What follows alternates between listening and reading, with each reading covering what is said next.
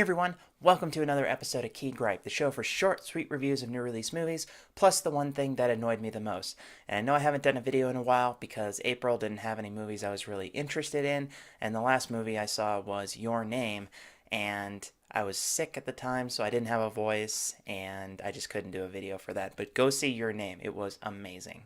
Today we're talking about Guardians of the Galaxy Volume 2, and there are major spoilers. The Guardians of the Galaxy, the lovable team of space a-holes, are back with a new adventure.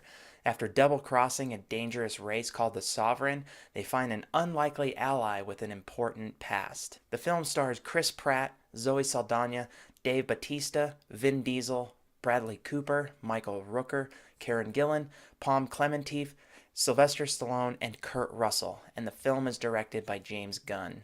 This was, without a doubt, an entertaining movie, and it picks up right in the middle of things. The Guardians are doing a job for the Sovereign, and they're right back to their old ways with funny quips and lots of action.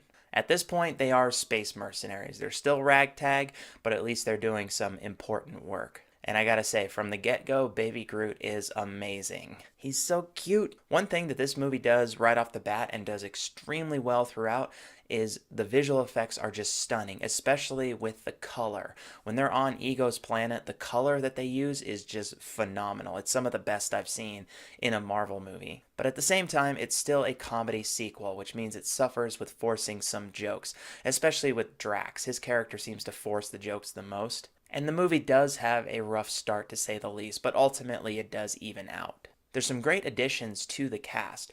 Kurt Russell plays Ego the Living Planet, and he is perfectly cast. I cannot wait until somebody comes up with the fan theory that Stuntman Mike is actually Ego. Pom Klementieff is great as Mantis. Her character is funny and cute and endearing in a lot of ways. But we also get some more development from some of the other characters, especially Yondu. He was a character I enjoyed in the first one, but in this movie he's one of my favorite characters because they really do go deeper into his story. They give his character a lot of weight for both Peter and for Rocket. And the same can be said for Nebula. Her character returns and they really show her relationship building with Gamora and add some depth to that as well. One of the big bright spots of this movie is how they reveal the villain.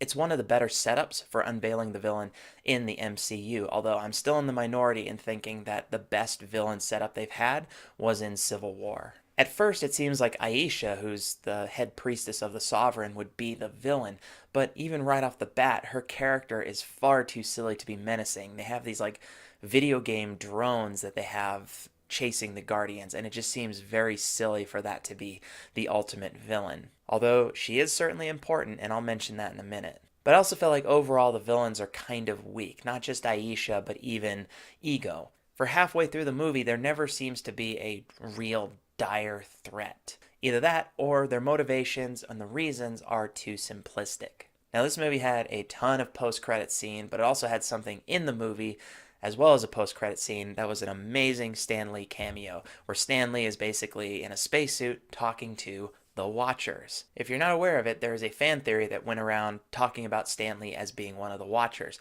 Now, they disprove that he is one of the Watchers, but this is a really cool nod to that fan theory, having Stan Lee talking to the Watchers, so it at least gives some closure to that theory. And then there's another awesome post-credit scene where Aisha is kind of in mourning for her failures, but she reveals a big secret, and that is that Adam Warlock is coming. Finally. I should have put two and two together early in the movie, but I didn't, but at least now I know.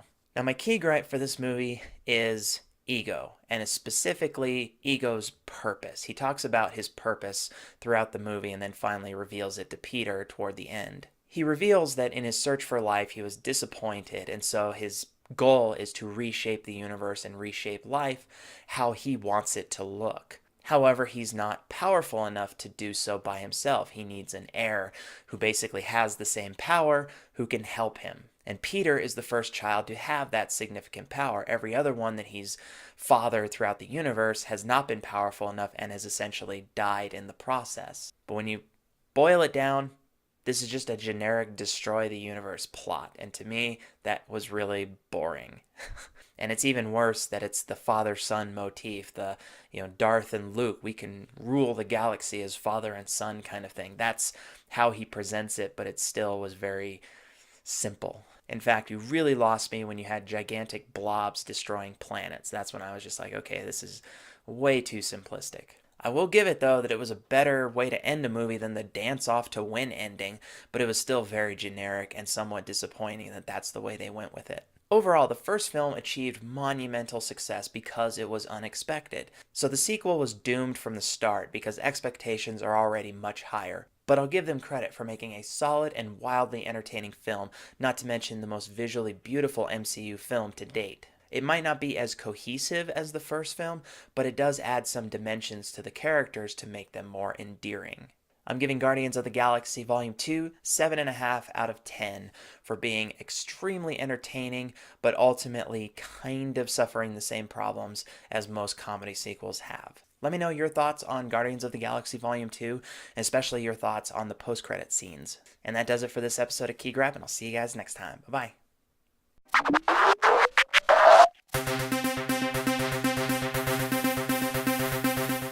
Hey, you made it to the end of the video. Nice work. Good job. If you like what you saw, you can just go ahead and click that subscribe button for all videos past and future. You can also head over to my website and see all the other stuff that I do, including the books I've written. So go ahead, click stuff.